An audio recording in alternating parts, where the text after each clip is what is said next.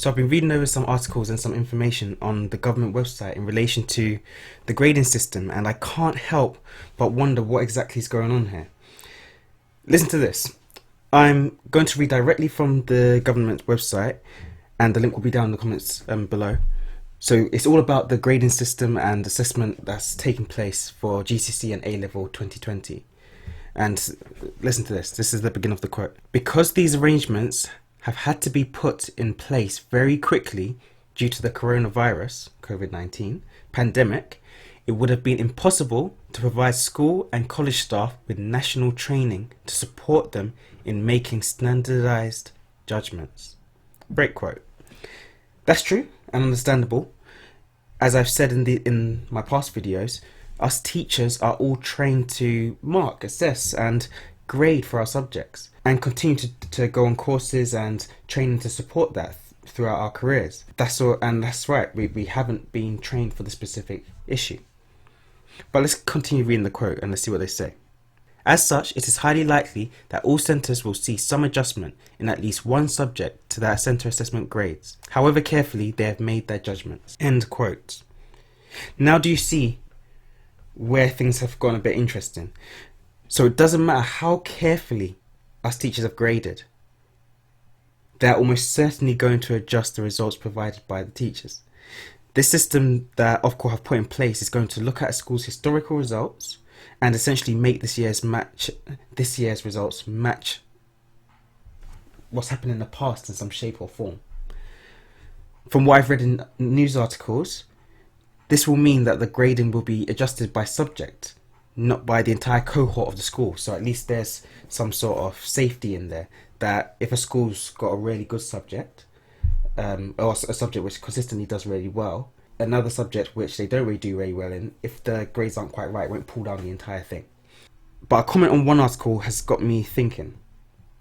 Firstly, the commenter said that the statement that Ofqual just said implies that Ofqual and the powers that be don't trust us as teachers to mark responsibly, and therefore do not trust us to do our job's responsibility, and so it's all to do with people hating on teachers. I don't really have an opinion on that, because I believe that all bodies should be subject to quality assessment in some shape or form, and I don't think, even in my 6 years of working within a teaching capacity, that gives me reason to not be subject to quality assessment or want to standardise what I do. But the second point that they made, I do find interesting. They said that, or asked the question, does that mean that all we did was put our students in an order so Ofqual could then just pretty much just assign them to whatever grade they think is suitable based on what we've got in the past? So if we got this proportion of A's in the past, then the top proportion of our rank order will go into that grade. If that's so, then that would mean that we weren't even marking really. We would just, the grades were never important. It would be that we were putting our students in order just so our Ofqual could basically arbitrarily assign a grade.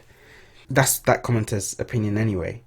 And I'm curious, do you think that Ofqual's heavy involvement with the standardising and with the grading will make a mess of this cohort's grades, and will mess with grades that probably were initially quite accurate?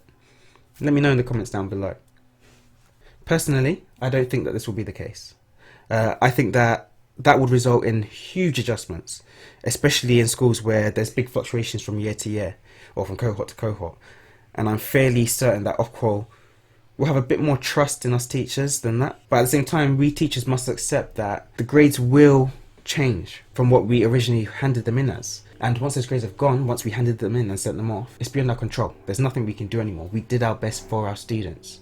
What I would like though is a full explanation and breakdown of how those grades that we do receive in the end in August, how those grades were achieved. I would like to see the numbers and the calculations. I mean, I'm no mathematician, but we're dealing with lives here, young people's lives, and I want to make sure that they're getting exactly what they're supposed to get. So that's all for today. Don't forget to like and subscribe for more videos like this.